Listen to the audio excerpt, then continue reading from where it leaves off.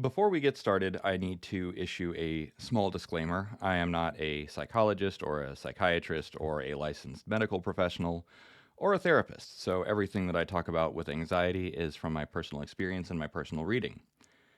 So, without any further ado, I messed up really bad, and I am a person who really takes my integrity and my principles seriously. So here I am, and I'm going to try and make it right. So, the little bit of backstory is in my video yesterday, I mentioned that I didn't want to work with people with social anxiety.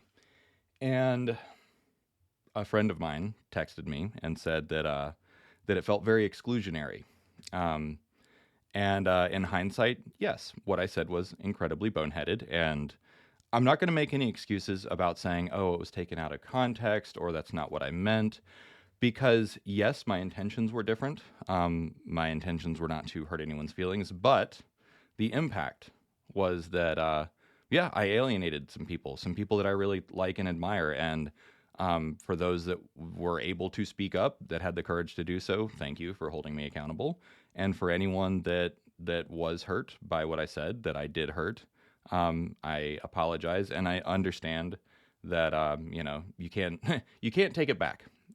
But I wanted to share a little bit more about my perspective and where I'm coming from. And so, when I talk about social anxiety, it is a very personal journey. And so, this video is a little bit different from what I would normally make. Um, I had panic attacks as a child. My parents divorced when I was 6, and I remember sometimes when my dad would come to visit and come pick us up, sometimes I would have panic attacks before he left, and that was when anxiety started for me. There's actually pretty good chunks of my childhood that I don't remember because of how traumatic it was to have my parents separate. And getting back in touch with that pain was very difficult. I did it a few years ago. Fast forwarding many years, I coped with anxiety, social anxiety of various forms into my adulthood. Studying Zen meditation actually was a really big thing that I did in my early 20s, which really helped a lot. And it was basically gone for a while until I got stuck in the quagmire of workplace bullying back in about 2015, 2016. It got worse and worse. I burned out. I lost a job. I ultimately separated from my partner at the time, due in part to burnout and anxiety. There was other stuff going on, but it was certainly a contributing factor. And then about a year after we separated, the pandemic hit, and my anxiety came back in full force. And like it was bad to the point that I had bad reflux. I'm finally after almost 5 years getting over that. And I had nightmares throughout a good chunk of the pandemic. Nightmares of dying, like actually like experiencing death in my dreams, drowning, being stabbed, all kinds of stuff. And it was bad to the point that I couldn't spend time with friends or family. I could not spend time with other humans except for my partner because of how bad my social anxiety was.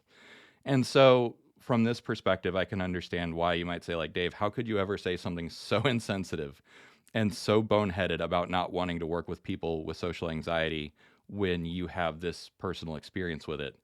And that's what I realized, that there's no excuse for lack of context. Um, and I want to acknowledge that people who do have social anxiety, it is one of the worst invisible disabilities out there. Because I mean, I've literally told people like, "Oh yeah, I have anxiety," and people laugh it off and they say, "Well, everyone has anxiety, just get over it." And that's basically what I said.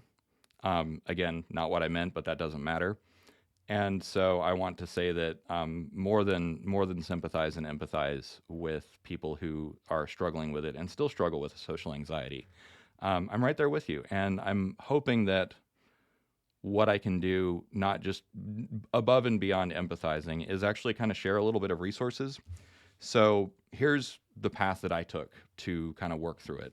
And actually, there's a fourth book that I want to share that I can't find my copy, or someone else might have it. But anyways, so the first book that I read on social anxiety is How to Be Yourself. This book is ostensibly written for women, but it pretty much applies to anyone with social anxiety. It has really good ideas about social practice, and a few other techniques that you can have. It's also has a bit of education about the neuroscience of anxiety, and so it's actually very helpful to understand what's going on in your brain. The book that I don't have or that I couldn't find is How to Rewire Your Anxious Brain. I'll make sure that there's a link in the comments. But yeah, so How to Rewire Your Anxious Brain was a good one. This is a good one. Another good book for people that are otherwise different or maybe on the spectrum is The Highly Sensitive Person. So particularly for people with social anxiety, in my opinion, in my experience, and amongst my friends, many people who are socially anxious are actually highly sensitive, which means that we are more sensitive. Oops, sorry. We are more sensitive to the emotional content of other people. So, like, we're super sensitive to arguments, we're super sensitive to any sign of judgment or that sort of thing.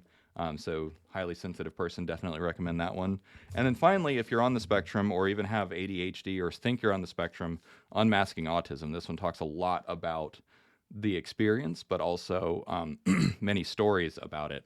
So yeah, those are 4 books that I definitely recommend. And again, I'm not a medical professional, so I can't like offer treatment recommendations. But what I will say is that how I've coped with my own anxiety and processed it. And so this is a controversial thing. I am subclinical now, meaning that I probably wouldn't qualify for a diagnosis for anxiety or social anxiety because I've worked through it and I've overcome it. That is a controversial opinion because many medical providers say that that's not possible, that all you can do is ameliorate it and cope with it. But what I will say is that I do believe that in some cases anxiety can be deprogrammed. You'll see more about that if you read the book Rewire Your Anxious Brain. And there are kind of 2 primary ways, and it's physical things. So there's exercise is one of the primary things that I do to for health and whatever. But then also deep breathing. So the combination of those 2 activities, along with some of the exercises like the exposure therapy and stuff that she talks about in these books, namely How to Be Yourself and Rewire Your Anxious Brain. Between learning all that, I have overcome my social anxiety so that it's no longer a major limiting factor in my life. And so yeah, I guess that's all there is to say is like, yeah, I messed up, and there's I'm not going to make any excuses for it, and I will try to do better in the future. So for those that were hurt, that I did hurt, I apologize.